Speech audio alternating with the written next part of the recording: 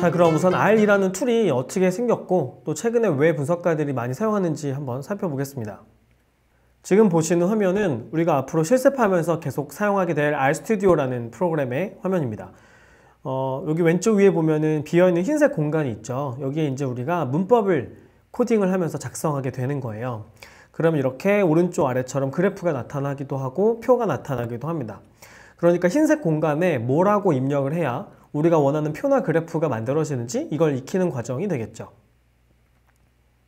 데이터 분석 프로그램은 크게 두 종류로 분리해서 생각을 해볼 수 있어요.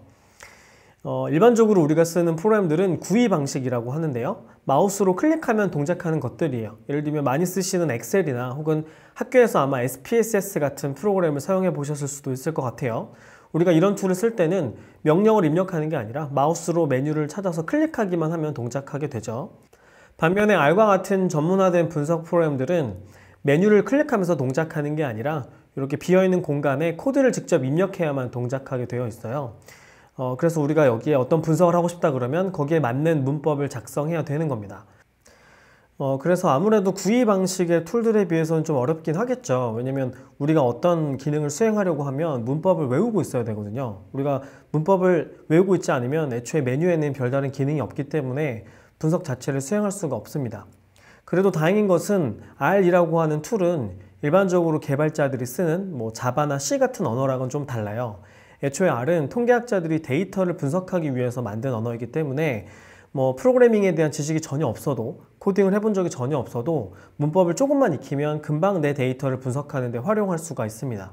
그래서 여러 가지 장점이 있지만 제가 초보자분들한테 R을 추천드리는 이유는 우리가 금방 익혀서 바로 실무에 쓸 수 있다는 점입니다. 그럼 최근에 왜 분석가들이 R을 이렇게 많이 쓰고 있을까? 일단은 이제 공짜라서 그렇죠. 오픈소스라서 그렇습니다. 우리가 데이터를 분석하려면 일단은 데이터 분석 프로그램을 구매하고 설치하는 작업을 해야 되는데 R은 공짜이기 때문에 누구든지 그냥 PC만 있으면 바로 설치해서 사용을 할 수 있는 거죠. 그래서 아무래도 이제 사용자가 많아지는 측면이 있는 것입니다. 그리고 당연히 통계학자들이 만들었기 때문에 기본적인 통계 모형들이 굉장히 탄탄하게 구현이 되어 있고요.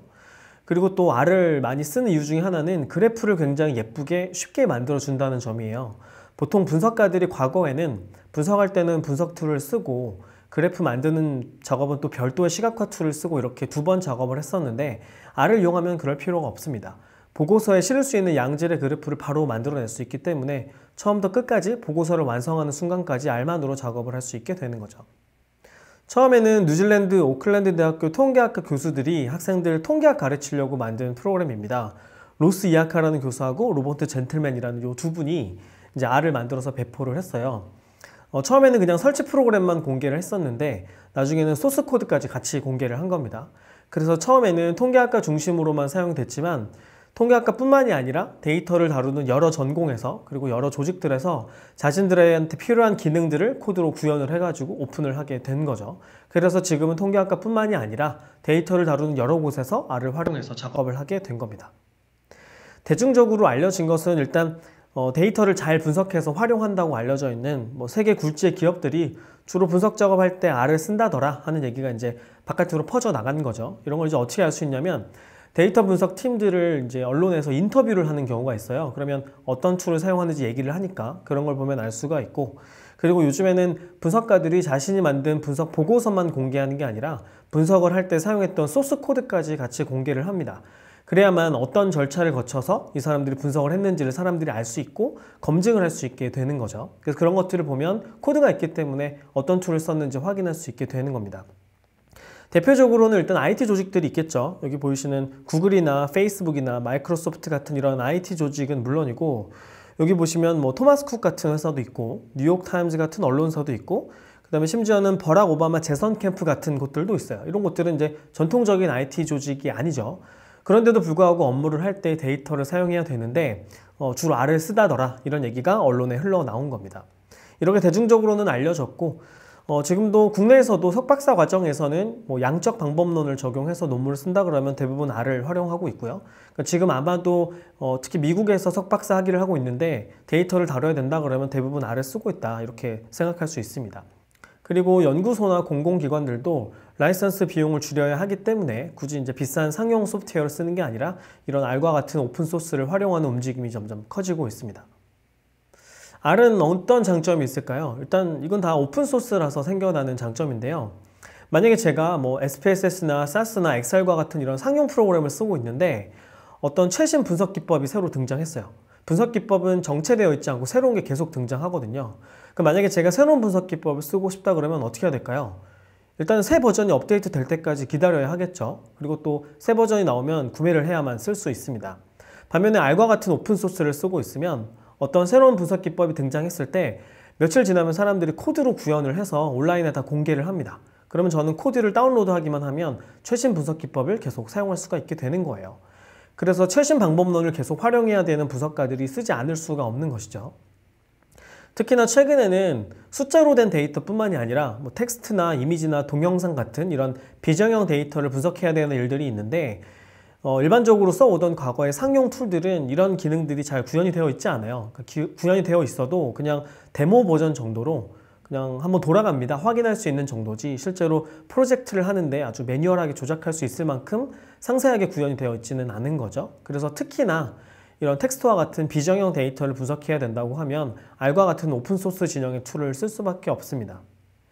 그리고 이게 사용자들이 많다는 것이 초보자한테는 가장 큰 장점이에요.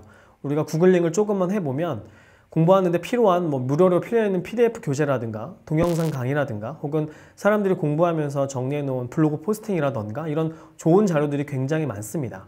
그래서 공부하고 싶으면 검색만 해보면 금방금방 원하는 것들을 찾아낼 수 있다는 거, 이게 초보자들한테는 가장 좋은 점이라고 할 수 있겠죠. 분석 방법론 중에 두 집단의 연속값을 비교하는 t-테스트라는 통계 분석 모형이 있어요. 이 t-테스트라는 키워드하고 이 앞에다가 여러 가지 분석 툴들을 붙여서 한번 비교를 해본 겁니다. 어떤 툴들에 대한 컨텐츠가 많을까? 제가 R t-테스트 이렇게 검색을 해보면 구글에서 4억 9천만 건 정도의 컨텐츠가 있었어요. 뭐 다른 것들도 많이 있어요.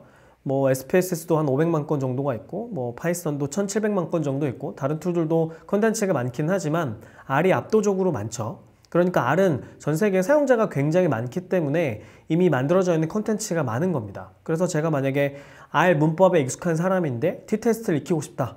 구글링을 해보면 금방 관련된 교재들을 찾아서 공부할 수 있게 되는 겁니다. 그러니까 초보자들한테는 굉장히 좋은 점이죠. 구글에서 만든 구글 스칼라라는 서비스가 있어요. 우리가 논문을 학술지에 등재하면 검색할 수 있게 해주는 논문 검색 사이트인데요. 어떤 사람이 이제 분석을 해본 거예요. 사람들이 논문을 쓸 때 연구 방법론 부분에 어떤 데이터 분석 툴을 썼는지를 꼭 쓰게 되어 있는데 이거 가지고 한번 알아본 거죠. 사람들이 논문 쓸 때 주로 어떤 툴을 쓰는가 알아본 겁니다. 여기 왼쪽에 있는 그래프를 보시면 X축에는 연도가 있고요. 그리고 Y축에는 퍼블리시된 논문의 숫자가 있습니다. 그리고 이 각각의 선분이 각각의 데이터 분석 툴이에요. 한 2008년 정도 기점으로 해서 급격하게 추락하고 있는 빨간색 선분이 있죠. 이게 SPSS입니다. 그리고 두 번째로 추락하고 있는 이 연두색 선분이 SAS예요. 그 다음에 이 가운데 있는 그래프를 보시면 이 그래프에서 1, 2등을 빼고 그린 거거든요. 여기 보시면 맹렬하게 올라가고 있는 게 R이고 2015년도에 조금 놀라운 일이 벌어졌어요. 여기 보시면 빨간색 동그라미 아래 조그만 세모가 있는데 이게 SAS거든요. 그러니까 무슨 얘기가 되냐면 2015년에 SAS를 이용한 논문의 숫자보다 R을 이용한 논문의 숫자가 더 많았던 거예요. 사실 이거는 엄청나게 큰 지각 변동이 일어난 건데요. 왜냐하면 SAS는 거의 데이터 분석계의 끝판왕 같은 툴이었어요. 그래서 뭐 통계학과뿐만이 아니라 데이터를 다루는 전공이라고 하면 전부 다 SAS를 이용해서 작업을 했었고 뭐 기업에서도 마찬가지고요. 그리고 SAS는 굉장히 비싼 툴이고 미국에서 뭐 10대 기업 이런 거 선정하면 항상 들어가는 거대한 조직입니다. 이런 거대한 조직에서 만든 상용 소프트웨어가 R이라고 하는 무료 소프트웨어에 이제 밀리고 있는 거죠. 판도가 조금씩 바뀌어가고 있다라는 걸 알 수 있는 겁니다. 그리고 맨 오른쪽에 있는 그래프는 이제 온라인상에서 데이터와 관련된 질문과 답변을 주고받는 커뮤니티 사이트들이 있어요. 그 다음에 맨 오른쪽에 있는 그래프는 이제 온라인상에서 데이터 분석과 관련된 질문과 답변을 주고받는 커뮤니티 사이트들이 있는데요. 거기에서 주로 어떤 분석 툴에 대한 콘텐츠가 많은지를 비교해 본 겁니다. 그러니까 게시글의 숫자를 비교해 본 거죠. 여기 맨 위에 있는 긴 막대가 R이고요. 그리고 그 다음에 SPSS, 스테타, SAS, 매틀랩 이런 순으로 콘텐츠가 만들어져 있네요. 그러면 이미 R은 사용자가 많기 때문에 질문과 답변 세트가 많이 마련이 되어 있는 겁니다. 그래서 제가 만약에 R 사용자인데 어떤 작업을 하다가 막히는 게 있다. 그러면 질문글을 올릴 게 아니라 그냥 검색만 해봐도 이미 저와 비슷한 문제를 겪었던 사람이 올린 질문과 그것에 달린 답변들이 다 있는 겁니다. 검색만 잘 해보면 내가 궁금한 것을 해결하는 방법들을 금방금방 찾아서 해결하는 데 적용할 수가 있게 되는 거죠. 단점도 있습니다. 이것도 오픈소스라서 생겨나는 단점인데요. 일단 제가 상용 데이터 분석 도구를 쓴다 그러면 구매를 하면, 라이센스를 구매를 하면 굉장히 두꺼운 한글 매뉴얼을 보내줘요. 설명서가 오는 거죠. 그러면 그 설명서에 모든 기능들이 총망라되어 있기 때문에 어떤 기능을 수행하고 싶다 그러면 매뉴얼만 찾아보면 됩니다. 그런데 R은 그런 게 없어요. 누가 이걸 파는 게 아니기 때문에 한글로 잘 만들어져 있는 매뉴얼 이런 게 없습니다. 그러니까 내가 만약에 어떤 기능을 수행하고 싶다 그러면 구글링을 해서 자료를 찾아봐야 돼요. 그러니까 구글링에 익숙하지 않은 사람들이라고 하면 이런 방법을 찾는 게 조금 어려울 수 있겠죠. 그리고 제가 상용 분석 툴을 쓴다 그러면 하다가 뭔가 문제가 생겼어요. 버그가 발생하거나 에러가 발생했습니다. 그러면 고객센터에 전화해서 물어보면 전문가가 설명을 해주겠죠. 근데 이제 R은 그런 게 없는 거죠. 하다가 막히면 마찬가지로 구글링을 해서 해결하는 방법을 직접 찾아서 코드를 수정해서 사용을 해야 됩니다. 이런 점들이 초보자들한테는 조금 어려운 점일 수 있어요. 그리고 우리가 구글링을 하면 대부분 보게 되는 자료들이 영어로 되어 있다는, 그러니까 영어의 압박이 있는 거죠. 근데 다행인 것은 최근에 국내에도 R 사용자가 많아지고 있기 때문에 한글로 되어 있는 자료들도 굉장히 많아지고 있는 추세입니다. 특히나 초보자들한테 필요한 자료는 블로그 포스팅들이 굉장히 많기 때문에 금방금방 찾아서 공부할 수 있습니다. 이런 부분들은 이제 사용자가 늘어나면서 점점 나아지고 있는 추세라고 볼 수 있습니다. 자, 그러면 R을 가지고 어떤 작업들을 할 수 있는지 알아보겠습니다. 우선 기본적으로 데이터를 가지고 집계를 하고 그래프를 만들고 데이터의 특성을 찾아보고 이런 작업들을 하겠죠. 이런 걸 탐색적 자료 분석 혹은 기술 통계 분석이라고 합니다. 일반적으로 우리가 엑셀을 이용해서 가장 많이 하는 작업이죠. 자료를 요약하는 작업. 당연히 이런 기능들은 충분하게 구성이 되어 있고요. 혹은 머신러닝 모형을 만드는 데 관심이 있을 수도 있겠죠. 디시전 트리 모형을 만들겠다, 랜덤 포레스트 모형을 만들겠다, 혹은 딥러닝 모형을 만들겠다, 이런 모형을 구축할 수 있는 패키지들이 잘 구현이 되어 있기 때문에 패키지만 다운로드하면 바로 내 데이터를 가지고 머신러닝 모형을 구현할 수 있습니다. 주식에 관심이 있는 사람이라고 하면 웹에 있는 주식 데이터를 가져와서 특정한 상황이 발생하면 자동으로 매매가 이루어지는 시스템을 구축할 수도 있겠죠. 이런 작업하는 사람들을 퀀트라고 하는데, 퀀트하는 사람들이 R을 이용해서 작업을 많이 하고 있습니다. 이미지 데이터를 분석할 수도 있겠죠. 이미지에서 내가 찾고자 하는 특성이 있는지를 추출하는 이런 작업들을 할 수도 있겠고요. 혹은 사운드 데이터를 분석할 수도 있겠죠. 사운드에서 어떤 특징 값을 뽑아내서 사운드가 어디로부터 추출되었는지를 분류하는 모형을 만들 수도 있겠고, 혹은 지역별 통계를 이렇게 지도로 표현할 수도 있겠죠. 이런 걸 단계 구분도라고 하는데요. 보통 선거철 되면 많이 보시게 되는 그래프죠. 이런 그래프 작업도 R로 충분히 할 수 있습니다. 혹은 웹에 있는 텍스트 데이터를 수집해서 사람들이 어떤 이야기를 많이 하는지 알아볼 수도 있겠죠. 이런 걸 텍스트 마이닝이라고 하는데, 텍스트 마이닝 작업을 할 수도 있겠고, 트위터의 데이터를 수집해서 분석을 해볼 수도 있겠죠. SNS 데이터에서 서로 글을 퍼오거나 자료를 주고받거나 메시지를 주고받은 이런 데이터가 있다고 하면 이렇게 네트워크 형태로 표현할 수 있겠죠. 이런 걸 네트워크 어널리시스라고 하는데요. SNS 데이터를 이용해서 이런 식의 분석을 할 수도 있습니다. 그리고 우리가 웹상에서 마우스로 메뉴를 클릭하거나 혹은 데이터가 갱신되면 그것에 맞게 그래프나 표의 모양이 자동으로 바뀌는 프로그램을 만들 수도 있겠죠. 이런 걸 대시보드라고 하는데요. 일반적으로 이런 걸 만들려면 이제 개발자랑 협업을 해야 돼요. 그래서 분석가는 분석을 하고 데이터를 개발자한테 넘겨주면 개발자가 HTML이나 자바스크립트 같은 언어들을 활용해서 이런 어플리케이션을 구현하게 되는데, 아래에 있는 샤이니라고 하는 툴을 사용하면 이런 웹 어플리케이션을 간단하게 만들 수 있습니다. 그러니까 다른 언어를 익히지 않아도 실시간으로 운용되는 대시보드를 만들 수 있게 되는 것이죠. 제가 여러 가지 분석 사례들을 소개해 드렸는데요.